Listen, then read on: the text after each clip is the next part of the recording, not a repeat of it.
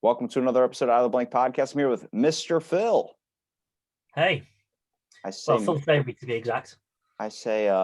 Wait, what is it? What did you say? Phil Savory. Well, that's Phil, my full name anyway. Phil, are you savoring the flavor? Certainly am. Certainly am. I'm drinking a cold one right now, as it Now, happens. what is for the love of beer, dude? I'm going to get right to the point on this one. For the love of beer, because that's a twist on the old saying, for the love of God. Yes, it's definitely nothing to do with God. It's basically myself and a friend who, about 2 years ago now, we stumbled across the fact that we were given the same Christmas gift. In fact, it's actually right behind me. We got this poster, which is you get like scratch maps with places that you've been to. This is one involving beers. It's 100 beers from around the world. Supposedly like a bucket list. So beers to drink before you die. So each beer is from a different country. So we decided between us that we would start to work our way through the list and see if we could drink all 100. Then we were out one night, back when we could go out before all this coronavirus stuff. And in Manchester, which is like a big northern city in England. And we got in a cab, and there was a taxi driver from Nigeria. We told him what we were doing because we were asking him about Nigerian beers or African beers, and he suggested that we should document it. Told him what we were doing, and he said his name was Awomo, and he said, "Oh, you should document it." So we were like, "Well, let's just start a podcast," and that was it. Do they have to be specific beers off that poster? Say again, sorry. Do they have to be specific beers off that poster? Yeah, it has to be the specific beer. So it can't just be any beer from, say, Argentina. It has to be Kilmesh, for example. It has to be That's that. gotta suck. Imagine if you're on Amazon looking for that beer and it's like $56 for one of them. Oh yeah, it's hard. We're at a point now where we're about 70 odd beers in now, and now it's getting really difficult. Like, we have some of the stuff we've managed to get from Labatt's, right? The Canadian beer. Yeah, You would think that would be really easy to get, right? probably not. No, really hard over here, really hard. So the only way we managed to get the beer was a friend of a friend knew an air stewardess for British Airways who was in New York, saw the beer, thought of us, and then brought it back in a brown bag, and that's how we got it. Otherwise, there would have been no way of us buying it. Does that just mean you got to make more connections in other countries to be able to get that beer there? Yeah, exactly. There's a beer from Puerto Rico at the moment, and it just happens that, again, we know someone who's an English teacher in the Cayman Islands who's managed to get hold of some. So currently, there's a crate of it sat in the Cayman Islands, ready to come over to us. There's beers at the moment on the way from Luxembourg. We, calling in favors from all around the place, trying to make friends and trying to find connections with these hard to reach places where, the easy ones, you just go onto a website, order it, and the beer turns up. But now it's getting to the point where it's getting increasingly hard to complete the list. You just got to send a shit ton of DMs to like people in random countries. Then that means you got to give out your address. You got to be careful who you send DMs to. Yeah, well, we try to be selective in who we approach. In one case, a recent one we've done, a beer from Macedonia, North Macedonia in Eastern Europe. We just got in touch with the brewer, and they actually obliged and sent us 2 cases of 2 different types of beer, which was fantastic. It was the first time a brewer has actually sponsored an episode that basically said, "We'll send you guys the beer for free," which was brilliant. Won't always be that easy, but it's things like that, where we occasionally, if you dig deep enough, you can find a way. That's crazy because most people do like beer reviews where they talk to distillers and stuff. Now, when you're doing an episode, though, are you just drinking that beer on the episode, or are you talking about like everything about the beer? So we generally we're not beer aficionados. We're not. It's probably not if you're looking for sort of the nuances of beer and to be educated around beer, probably not the podcast for you. But what we essentially do is we drink the beer live. So we drink the beer on the episode, and a lot of the time we'd never have had the beer before, so we give our thoughts on it. We do rate it and we review it, but we try and dig into some sort of unusual things about the country that's from, or something around the history of the beer, anything interesting about the beer in terms of how it came about, how long it's existed for. So you don't get much in the way of tasting notes, but you sometimes get weird facts about a certain country. What's the top beer out of one of the countries you've done? I know you've only done 70 out of 100. Am I right? Yeah, the absolute best, and my favorite, and I think Mark's as well. That I've got one here, which is a beer called Stiegel from Austria. That This looks is my like a champagne bottle. Oh, it's beautiful. This is my favorite beer in the world. This is the absolute by a mile the best. There was a beer from not too far from your neck of the woods actually, but really enjoyed from Cuba called Cubanero Fuerte or Bucanero Fuerte. They call it there. How Uh, fucking close to Cuba do you think I am? well, closer than I am. I'm on the East Coast up in Maryland. I have a crab beer, which is pretty freaking good. I'm not gonna lie, but I've never been a beer guy. I've always been like, if I was gonna drink, it'd be like hard liquor. But let me tell you something, Screwball whiskey is, I don't know how they do it. They put a candy bar into a beer or a whiskey. I've not had that. What is that? It's you gotta look it up. It's called Screwball, but it's chocolate peanut butter flavor. And dude, let me tell you something.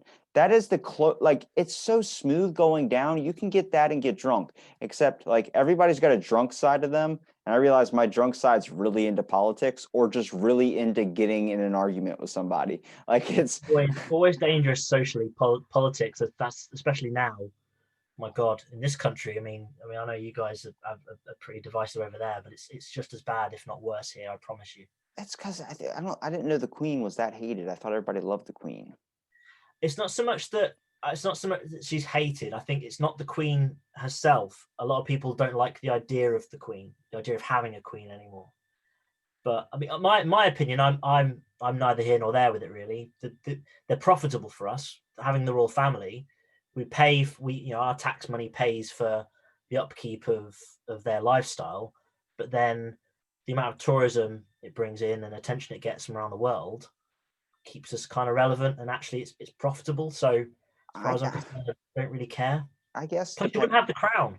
well, Everyone watches the crown on depending on who Netflix. you're talking to, they're going to ask, like, what would you want to see in your president? For me, I like a president that I could actually see on the street, like helping out, or, maybe one I would like to grab a beer with. But for other people, they're like, he should never associate with the public. He should be a very smart, intelligent person that doesn't talk to people below him. I'm like, it's just so confusing to even run the president. I mean, like, if you want to talk about it, just going off of like, I want one I can grab a beer with. I want someone I can trust because that's where the trust lies. As you've probably noticed from doing the podcast or just even hanging out with your friends in life, when you go to a bar, you go to a pub, whatever, and you get a drink with one of your friends, there's a connection that gets built. It's like you don't remember exactly what words are said, but you remember that moment, that time period where you guys went to that bar and you Yeah, remember that forever, where you literally restore faith or you have this unbreakable bond with that person.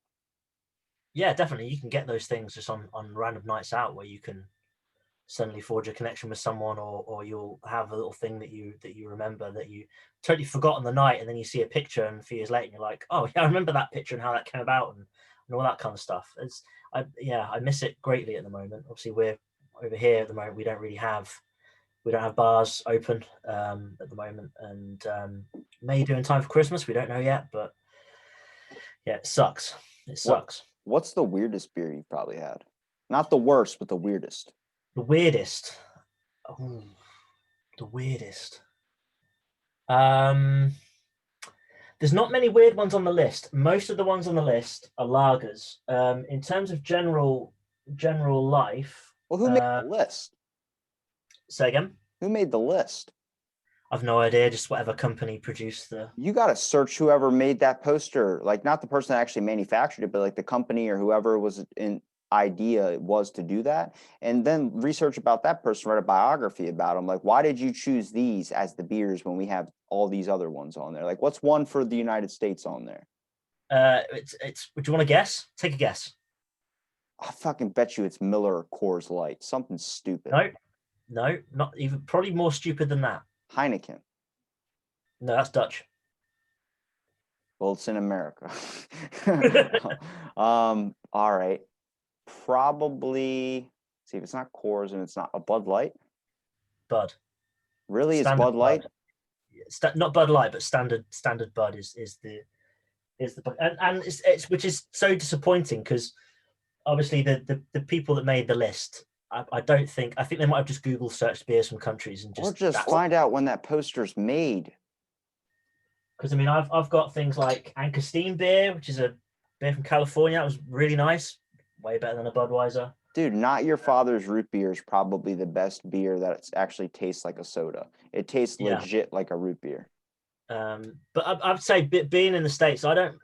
Majority of American beers, I don't actually mind. I mean, a Bud's kind of middle of the road. I don't. There's nothing offensive about a Bud or a Miller or a I Coors. just want something to taste good. Like people drink like these things called natural lights down here, Hmm. and they taste like ass water. Like that's literally what it tastes like. If you've ever had like a stale soda mixed with like, I don't know, like it was halfway full and you poured water in it. That's what it tastes like. It doesn't taste good at all. But people drink it because it's like, oh, it's for a 24 pack, it's $12. It's like, so you're just wanting to get a lot of beer to get messed up. Doesn't make sense to me. Like I'd rather have something that tastes good. I don't want to be killing myself that way. We've had a thing come over from America this summer, and it didn't really. I don't think it really quite caught the imagination like they thought it was going to. I think probably because of Corona and all that. But seltzers, you decide to invent seltzers. Have you ever had one? People, that's a big thing down here. White Claws, Terrible. all those things. It's no, it's like trying to get. You ever drink a LaCroix? No, but I've heard of it. It's shit. That's what it is. It's like Yeah, it's supposed to be flavored sparkling water, but the bubbles, there's just something wrong where it doesn't connect. It tastes like you're just eating foam. just wrong. It's Wrong on so many levels. I don't drink beer, but like I used to work at a hotel, so everything we would pull out of the refrigerators at hotels because we have college kids stay down here since we're a beach town. There's a bunch of tourists that come over here on like summer, senior year or whatever, and constantly pulling out liquor. You would be surprised what group of people drink more than the other groups of people that would come. So I'm going to give you like 8 examples, for instance. We would have cops, we would have the cheerleaders, like little underage, like kids, like 13 years old with their parents or whatever, that would be like in talent shows and shit. Um, Mhm. I would have surfers come down. We would have senior kids come down. We would have priests, nuns, and then we would have, I said retired, I said police officers, right? Yeah, So yeah, yeah. yeah. You should be able to remember how many beers. That was 8. You have 70 to keep track of out of 100. Um, But all right, so out of those, the priests, the nuns, the cheerleaders, the talent show moms, the surfers, and then all the kids we get on senior weekers, which ones, and the cops, which do you think drink the most? I'm just gonna go for the obvious one and say cops, but I'm gonna be wrong. Cops were probably the second. Oh There were a few of them that didn't drink, but there were yeah, some that drank. Like, I mean, I would be pulling out Royal Crown, all these giant liquor bottles out of these people's rooms. Like one dude stayed a night and he had like 50 bottles. But the worst was the priest. really? So when the priests stay, they're just alcoholics. Like I pulled, I think 3 bottles of Jack Daniels, like all the way to the very bottom last couple of drops. Like you'd still probably get a little shot out of it. Dude, that was it. That out of the like the main priest head thing. I'm like, why do they have so much alcohol? Like I didn't know they were supposed to drink, and they have to kill their needs somehow, and that's how they do it was with drinking. Do you think though that's the ideal setting for them because it's kind of like I don't know off duty or whatever, or that's kind of I don't know trying to put myself in the mindset of how am I going to get away with drinking if I'm not really supposed to drink? I think if they're not home, like being at a hotel, it's just like that's their day thing. I mean, you got to imagine what you're blocking as being a priest. There's so many things you're not supposed to do. And when you're constantly following rules every day, you like to release, you know what I mean? So I think getting a sip of that whiskey or getting a sip of that like liquor was just something for them. But there's different levels, isn't there? Like here, we have different faiths here and stuff. We have like the Church of England. So Church of England vicar would probably drink, you know, and it not be a bad thing. Whereas in certain Catholic circles, it's different and it varies. I bet the So queen gets fucking hammered, dude. I Queen, yeah, she has certain tipples apparently that are her favorites. Yeah, and they all do to be honest. what would you, all right, if you had to think like if you were going to be at a party and you were and the queen was coming, all hatred aside, looking at her, what do you think she would be? Like what type of like person you think that person would drink? Like get real rocked out to? It would be I think it would be a gin and tonic. Gin and tonic. That's a fucking Gin, strong one. gin and tonic. She Yeah. does not look like she could handle that. I don't think she fucks around. I think she's just gin and tonic and just Think not she's down. yeah, she lines it up on the table and puts everybody Yeah. under the. You ever had somebody do that to you? Like when you go out somewhere, they chug a beer in front of your face. You're like, what are you doing? Oh, to show their to sort of it's like marking the territory, isn't it? Yeah. No, I personally I think the Queen would double park. I think the Pope gets lit, dude, to be honest with you. I think the Pope pulls out like shots of rum and he's like, yo, where's the Jack and Coke? And I'm not talking about Coca-Cola. And then just like walks out the back door. Like that's our guy. That's the Flaming sambucas for the Pope. You ever had a Bloody Mary? No, never. The idea of it just sounds horrendous. Why? What's wrong about the Bloody Mary? The combination tomato juice. Tomato is a drink. If you put to that and you add Old Bay, you ever heard of Old Bay? Yeah. So that's a staple in Maryland is Old Bay, and they put that in a beer. It's really freaking good, dude. Like there are some drinks, like when I go out, like I'm 22 years old, but I haven't bought a legal drink of alcohol at a bar just because I'm drinking is not a thing for me. Honestly, Screwball, I had thought about that after I had it at my buddy's house for fucking weeks. Like I thought I was an alcoholic. I was like, yo, I'm getting those cravings of just wanting that peanut butter because it was like a sweet treat. So I went to the liquor store and I was like, I'll get a bottle of Screwball. The guy goes, it's $35. I'm like, 35 fucking dollars? And I'm too cheap to do that. So I just walked out. But you go to like a restaurant menu, they have all these amazing drinks, which are like mudslides, which is like a chocolate, like liqueur type thing. White Russians are probably my favorite. But people don't get those usually because of how they're going to look. Like my buddy's like, I'm not getting that because it's going to make me look a wimp. I'm gonna get a Coors. I'm like, why wouldn't you want something that you're gonna actually enjoy? Like, I think you. I think there's a yeah. I think that there is a stigma around what sort of cocktail can you pull off as a man in modern society. I think you've got to be you're quite conscious of it. Like especially like a White Russian, for example, is a good one. Like I like the taste of a White Russian. But if I'm being honest with myself, would I order a White Russian at a bar? Probably not. I I don't don't. really care what you think of me, but then at the same time, it's like if I were getting a cocktail or a long drink, I'd want something darker or something that's like a. Normally, if I'm not drinking beer, I'd have a mixer, so it'd be something like a Southern Comfort mixer or a Maker's Mark, a mixer, JD, even Disaronno. Disaronno is probably one of the less sort of manly, like an amaretto type drink, and have that with Coke, and that just tastes like Dr Pepper. That's amazing. That's amazing on a night out. I don't want it really to taste like alcohol. Like, I know that sounds dumb, but for me, I just like something to taste pretty good. Like if you look at like a Heineken made a 0 calorie or not a 0 calorie, a zero alcohol like beer. So it's just Yeah, like there's no alcohol in it. So it's like then why the fuck are you drinking it? yeah, we've had that discussion. I think on our pod, we did a what we call beers that aren't on our list. We call extracurricular beers. So we did a special one around alcohol-free beers, and most of it was a pretty miserable experience drinking them all. To be fair, because it just What's the you know point? like meatless meat, like meatless chicken nuggets. It's Well, like it's not a chicken nugget, is it?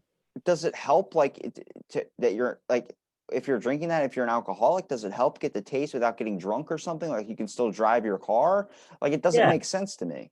Is it the beer equivalent of like a Nicorette patch? I don't think it is. I think it's more just a fact of when when you're out, if it's a house party or you're out and you've got a driver, you're the designated driver. Then maybe it's like you can have a beer without and still feel like you're part of something. I think that's probably the only reason why it kind of gained a bit of traction here.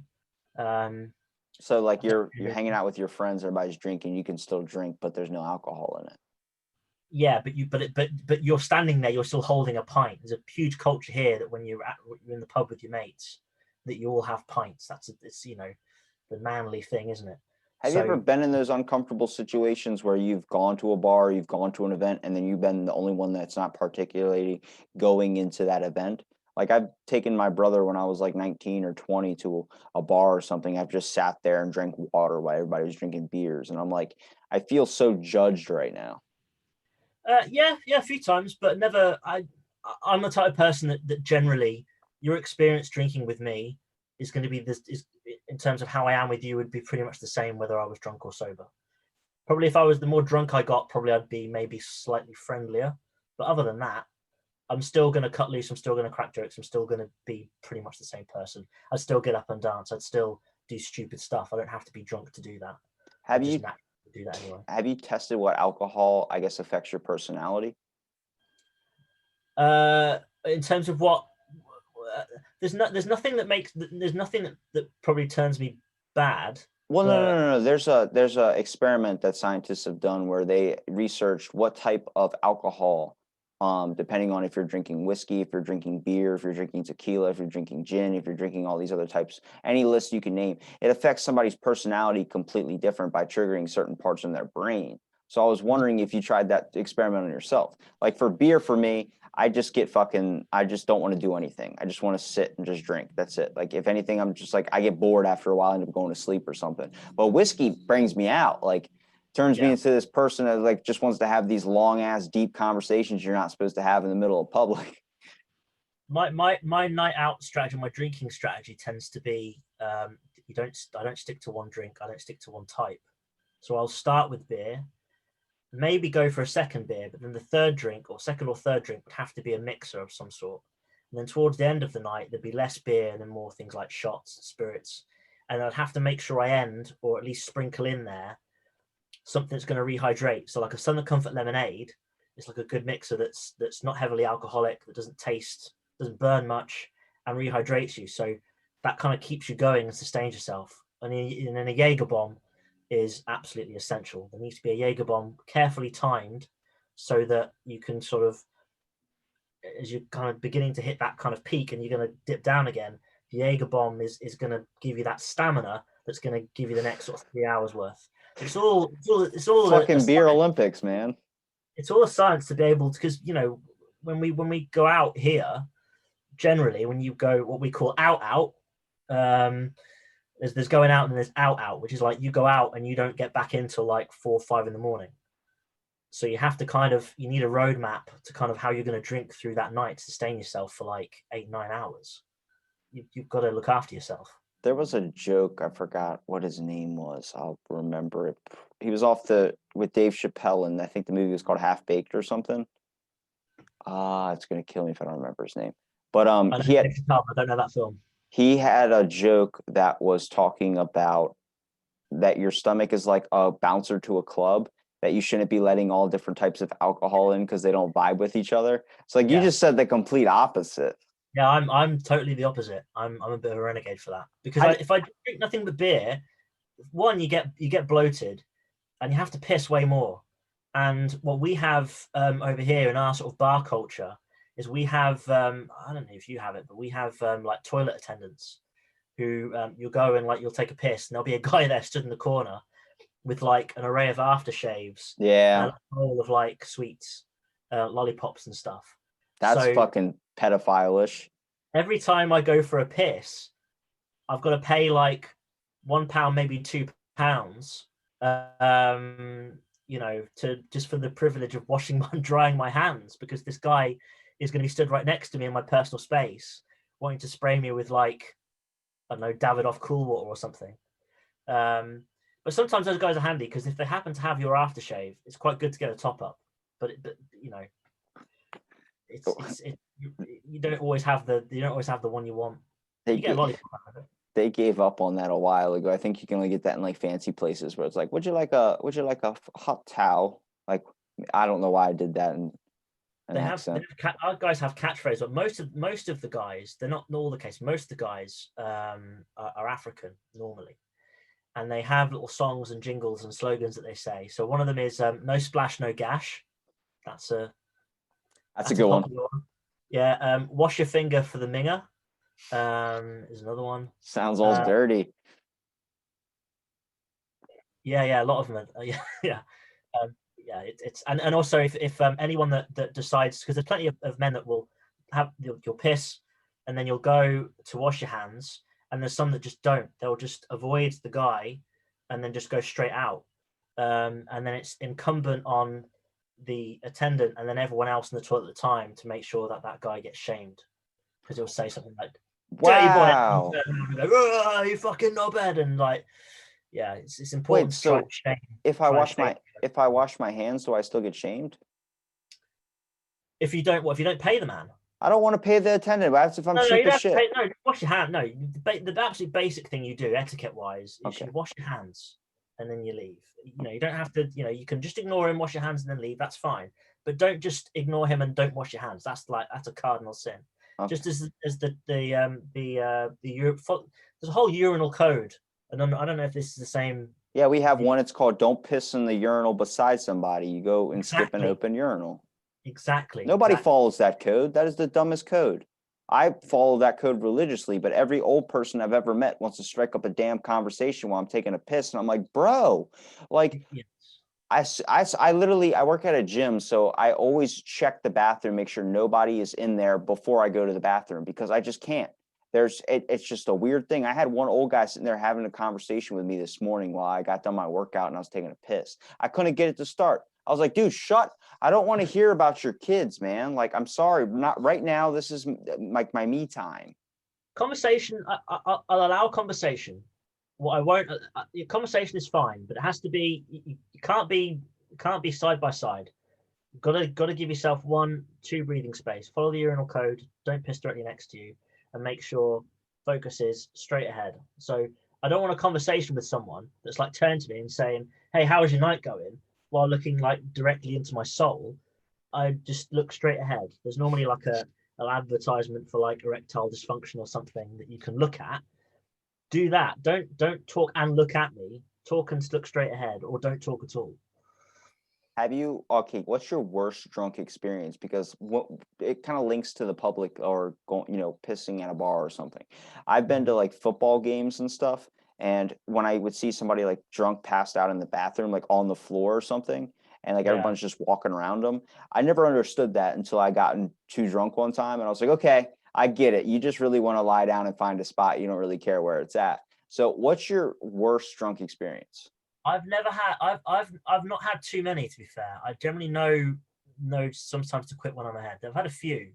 The only one really publicly that was quite bad was it was a few years ago. I've got a little girl now who's 3 going on 4, and when I just found out that my wife was pregnant, we weren't telling anyone, and I was due to go out with my old housemates, my sort of core like sort of best friend group, and I was really struggling not to tell them. And then I told them, sort of blurted out because I had a few down me, so I blurted out and told them because obviously it's a truth agent, isn't it? Alcohol. And then for the rest of the night, I think I was just getting plied with drinks from everywhere because they were just telling everyone. Every bar I went into, they were just telling everyone that I was going to be a dad. So it was just like drink, drink, drink, and then it got to a point where I think we'd gone back to the first bar we'd started off at, and then I went blank, and then all I had was just pictures that they drip fed me day by day, showing me like being dragged across the floor, being perched outside, and people like taking pictures with me like I'm just like a mannequin. I was just totally out of it, and I generally never get like that, never. But it was just certain occasions call for getting shit faced. But generally, I'm a pretty responsible drinker. I'll drink and get drunk and get merry and know where the line is. Because otherwise you go beyond that and you don't enjoy your night really. Yeah. You want to be able to remember it too. A lot of people like Yeah, I know one guy I was giving a ride home from because he just got off his bartending shift. He had a 12 pack in his car. And as soon as he got in my passenger seat, he just starts shotgunning beer after beer after beer. He did 12 in a matter of maybe 10 minutes, maybe 10. He killed him. This was a big guy we're talking about, yeah, and literally just passed out in my passenger seat, not even 15 minutes down the road. I'm like, what is the fun in that? Like, you're hiding something. Like, there's some depression stuff in there, and then you get too drunk, you don't want to talk about it. The best thing I could say about alcohol is it is the best social lubricant. There is something about it where yeah, it can relieve people's anxieties, and that's why I understand it. I'm not a big drinker because there was alcoholism in my family, but yeah, I've seen the best parts of it when it comes to a buddy being open about something where he actually needed help and it was a severe thing that he could have took his own life. That was like, damn, like so many people that come home after a daily basis after just being so stressed, even with how you guys are experiencing lockdown right now, it's yeah, depression, all these things that opens you up. That was like the one thing that our states, at least down here, kept open was that like liquor stores have to be open because there are alcoholics out there that are dependent on this, and they could be in the hospital. You don't want them taking up hospital beds for people that could be having coronavirus or something. But also the fact of it is a way to deal with everything that's going on. It does make the night a little bit more fun. Like I had a long fucking week at work. I went to my buddy's house where he had a leftover bottle of Screwball in there, and I poured it in with a root beer. Next thing I know, I was enjoying life, dude. I was trying to I was going to set up recordings for the podcast, got too drunk to the point I couldn't do that anymore. Next thing you know, I was just freaking enjoying it. I was shooting the shit with them, and we got into the next thing you know, 8 hours flew by. I was going to say, with your podcast, you are prolific. I'm consistent. You're prolific is the word. Like I sampled a few ahead of time, just to kind of get a bit of feel. See that I'm not a psycho killer. I appreciate it. No, just to get a feel, because obviously you kind of want to almost compare notes, because how we treat our podcast compared to how you treat yours, and we play ours pretty fast and loose.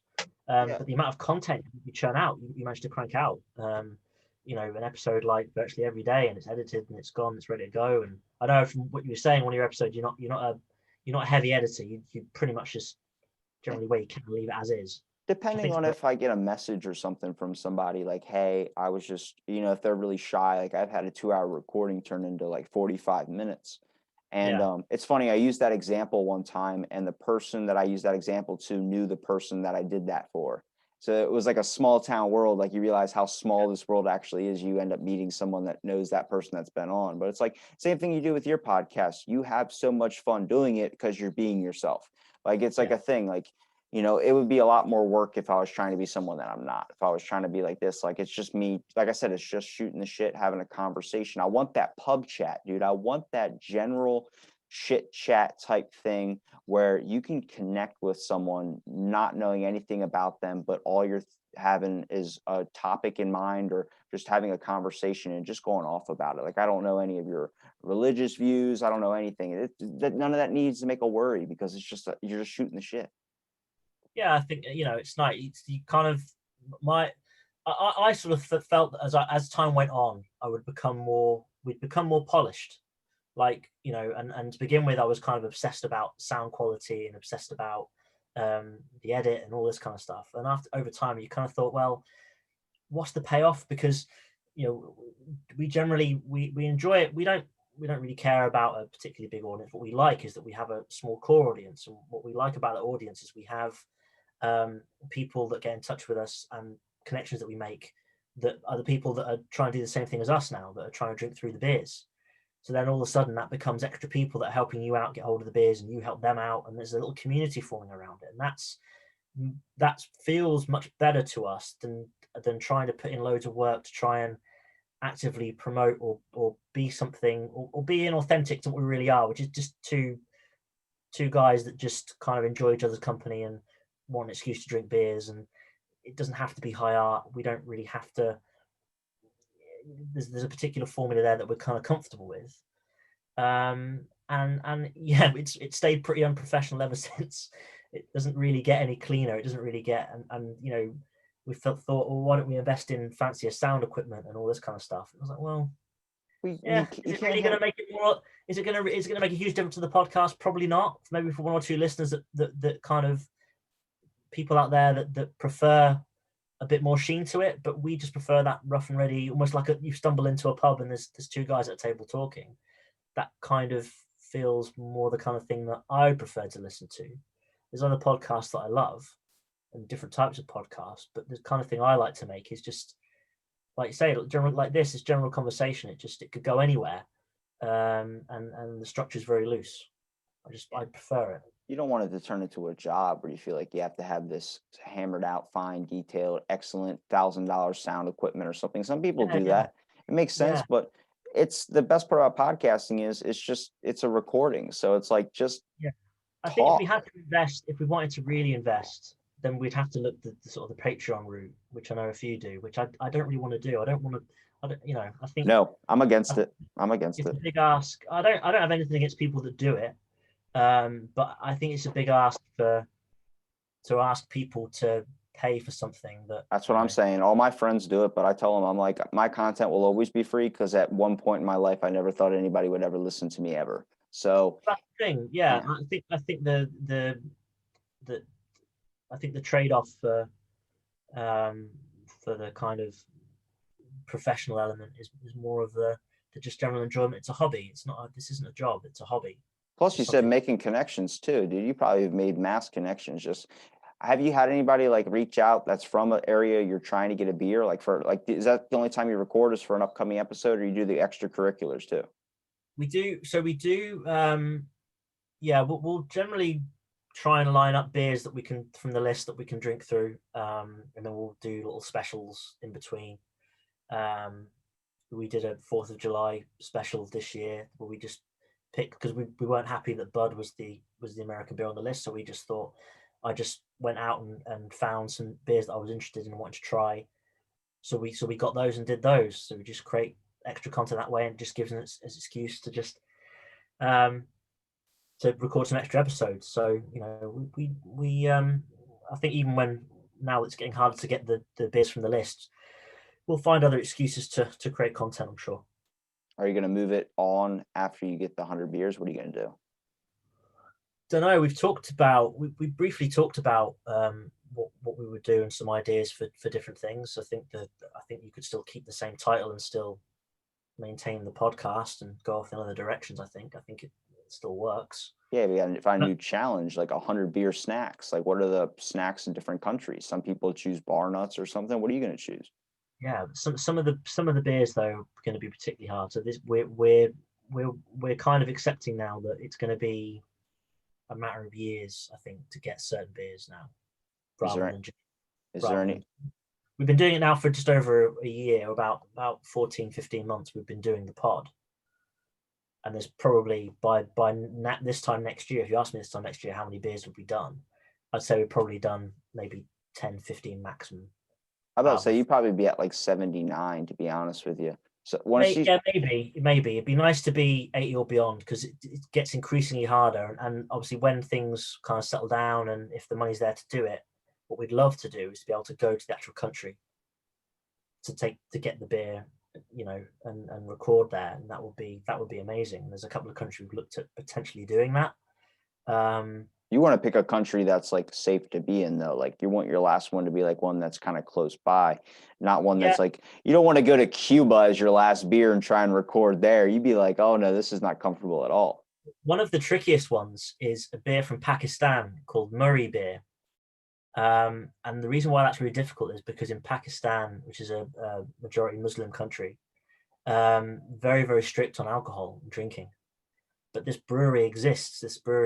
And supposedly it's a really nice beer, but it's illegal to export it. So that it's physically impossible for them to export it out of Pakistan because it's against the law. And it's technically supposed to be against the law to drink it there as well. So you have to kind of work your way around the system to be able to drink it. So the only real way we could ever probably get it hands on it is by going there and kind of finding a way. So that I think will be the last beer on the list to do. That will be the 99th beer, the 100th beer rather. So two things. Imagine if you complete all 100 and a fucking genie comes out of that poster and is like, you have done the ultimate challenge of the, Completed. yeah, it just gives you anything you want. Or when you hit 100, you should get the creator of that poster, the idea behind it, research it, and you should get him on and talk to him and be like, hey, we tried all 100 beers and we want to ask you why you chose these. And then if you send him that in an email, he'll see all your episodes and he'll be like, all right, well, they actually did try the 100 beers. So let me get on here and that will soak him in, bro. I don't know of anyone in the world who's done it, which is why we're kind of so determined. Because I don't think because it's the kind of thing that you just, especially in this country, people will just give this to someone for Christmas as a sort of a Yeah. Christmas present, and they'll just go, "Oh, that's nice." Scratch off the ones I've already drunk, and then it'll just get left in a drawer. Whereas we have committed to this. We are determined, by hook or by crook, we're going to find a way to do these 100 beers.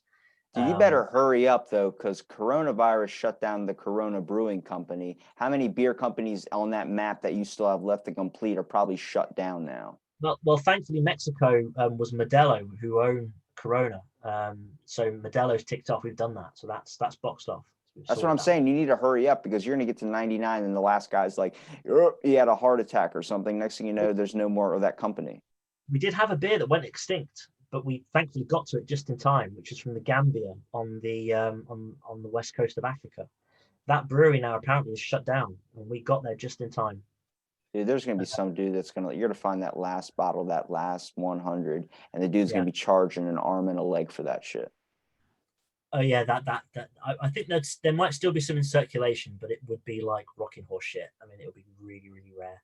It's like when Fallout, the video game, came out with the exclusive Nuka-Cola drinks to get. I went to Target at like 4 o'clock in the morning. They didn't open till 7. I drove an hour and a half away to the only Target in my state. Next thing I know, as soon as like we're waiting for the doors to open up, we got there. I think we went and got breakfast at like Chick-fil-A or something, came back like 1 minute after they had already opened. A dude went in there and bought every single one and walked out. I was like, fuck, like we did all that work to get that. Like I don't want that to happen to you guys. Well, I think that there could be some heartbreak at some point, but for the time being, so far so good. It's been great, but it is now getting to the harder stage now where we are going to have to get very creative in how. Does it count if you look up the recipe of that beer and then create that? No, would you because go that far? Well, Mark, who I host the pod with, he's done his own home brew. He's actually made his own beer before, and it was pretty good. But the hops are so specific to each area. It's just it would be almost harder than it would, probably even harder than it would just to get the beer itself. If you're making like an Australian beer, you have to grab like actual Australian sand and throw it in there too to add like a hint of the island. Yeah, the hops and stuff they use, it's all very specific. Yeah, and some beers have a different fermentation process. Some are pasteurized, some aren't. It'd be a nightmare to try and brew them ourselves, and it would never be the real thing anyway. So, but we like the thrill of the chase. Now, what would you say the worst beer is? The worst one we've had? Yes. The worst one. That would be. Oh man, one of the worst. Snow from China was pretty bad. That was just water. Wow, so China makes everything but beer good. That's crazy. And the mad thing is, it's the world's biggest selling beer, but it doesn't go anywhere. It stays in China. It doesn't go anywhere. Yet it is the world's biggest selling beer, just for China alone. It doesn't get exported. They're being forced to drink it. Yeah, the only way we got hold of it was just I work my day by day when I'm not hosting podcasts. I'm a data analyst for a stationery company, and we have a buying team that takes trips to China for product sourcing and whatever. So that's how I got that beer, basically by getting someone who was going out there on a business trip to bring it back for me. Otherwise, again, wouldn't have got hold of that. So, but yeah, it's just like the biggest drug deal with beers, man. Oh, we have to pull so many favors. I mean, you got to meet like in a back alley after the dude's traveled from like 12 different countries, gotten 18 vaccine shots, and you're like, you got the stuff. We call on another thing we kind of call on is we're both big soccer fans. So I support Liverpool and Mark supports Norwich. So we do sometimes find fans of the clubs in other countries and use them for help. We've done that before, and that's worked quite well. Man, I'm really excited to see if you get all 100 beers. It's at this point in your mind, it's got to be like, we're determined no matter what happens. You'll be 75 and still working on it. Like, it'll be a life's. This will be a life's mission. So it could take me the rest of my life to do it. I had a quarter map and I got it in like 2006. It was my grandfather's who passed away. So I was like tempted, like as a kid, just being like, I need to complete this just for my grandma. Be like, hey, I did this. You know, he gave this quarter map to us and we finished it. And even though he's not here, we have this now. It's completed. And I filled in every single quarter spot that I could because every year at this time, they were still releasing the quarters for the state. So it said by 2012, and this was like in 2006, I was having this thing, that Hawaii was going to be released. So I waited all those years until I finally complete it. And then when I complete it, someone took all the quarters out and spent it. So I had to recollect it all again. So it was like fucking, it was tasking, but it felt so good once I completed it. Felt when you realized they'd all gone. I was like someone took my heart out, man. I felt so bad. I was going to show my grandma and be like, look what I got. And then all the quarters were gone. I was like, what happens? Like someone took it to buy pot. I was like, you suck. Who who buys it in quarters? Like, yeah, also, here's a hypothetical question.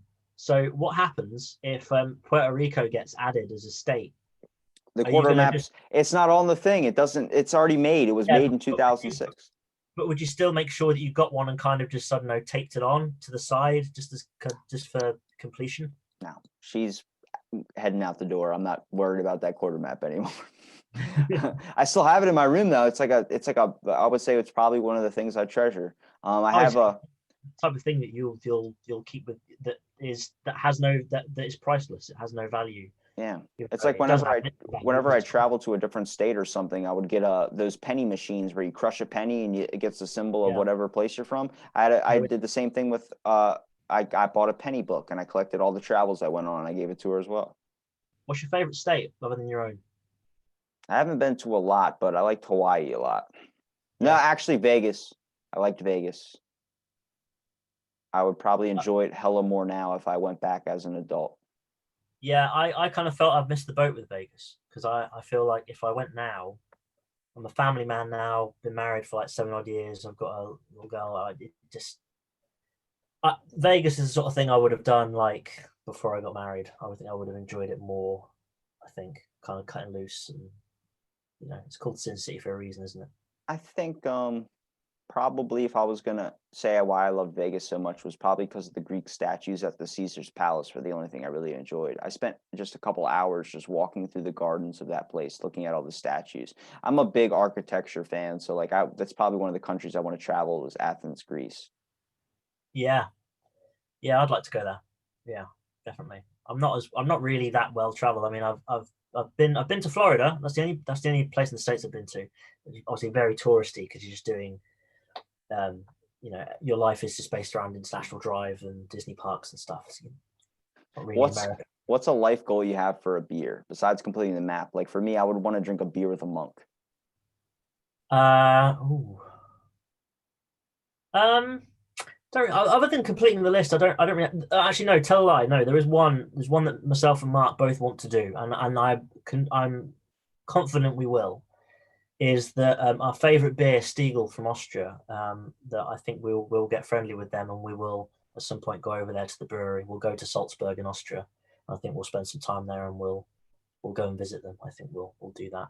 I'd love to do that. I think we can. I need to buy a map to understand where all these countries are. I only know where Canada and Mexico is, and then Australia is somewhere off to the left. And Oh, it's great for doing the challenge. It's great for geography because you learn wherever. I mean, because even though I like to think I've got a pretty good idea. I'm pretty good with flags, but I'm not always good with where countries are on a map. So especially like Eastern Europe and certain Asian countries, I'd struggle with the names not there. I'd struggle on a map to point them out. it gets So it's tricky. definitely helped with that. So yeah, it's quite good, and you learn just random things about countries that just some things are just stupid. Education through beer. No better way. Exactly. What better way to learn than through alcohol? Why don't you go ahead and promote the podcast, man? Let people know where they can find you at so they can be able to maybe reach out and help if they're in that country. Yeah, so wherever you are in the world, so it's For the Love of Beer podcast. We're on social media: Facebook, Twitter, Instagram, FTLOB pod. So Mark who does the social media stuff. I'm not as good on it as he is. And yeah, and hi mum, because she might be listening. She probably doesn't actually. I don't think she listened to an episode of Hi, anything. Phil's mom. My dad might though, so say hi to my dad. My dad might. What's your dad's name? And it was my dad's name's Andy, and it was his 60th birthday yesterday. Happy late birthday, Andy. Yeah, so he was 60 years old yesterday. So happy birthday to my dad. Unfortunately, I can't see him because we're in lockdown. So I'll be 23 tomorrow. Are you? No. I see birthdays around this time of year. Happy birthday for tomorrow. You do anything for it? I said no. No, it's not my birthday tomorrow. It's funny. Oh, man. You just started going off like, "Oh, happy!" I was like, "Oh, I'm in a hole now." Sorry. I should have saw through it. I'll send you the date so then you can send me a wonderful card. I will. Okay, yeah. Oh To yeah, actually be 100% honest, what I really want is some coins from your country because I collect coins from every single country and like okay, bills and stuff, and I yeah. don't have any from the UK. So what do you want? Just one of each coin? Yeah, or whatever's just not going to break the bank in your pocket or anything. I don't want to take something that's like, here's $100 bill. I was like, holy shit, you might need that. Yeah, I won't send you notes. Okay, I'll send you coins. It probably cost more to send the coins than the coins will actually be worth. But yeah, we can sort that for you, I'm sure. do some backdoor business. Yeah, maybe I'll call upon you and see what beers you have around you, something we maybe can get hold of. I'll send Who you a knows? couple beers for sure. Sound.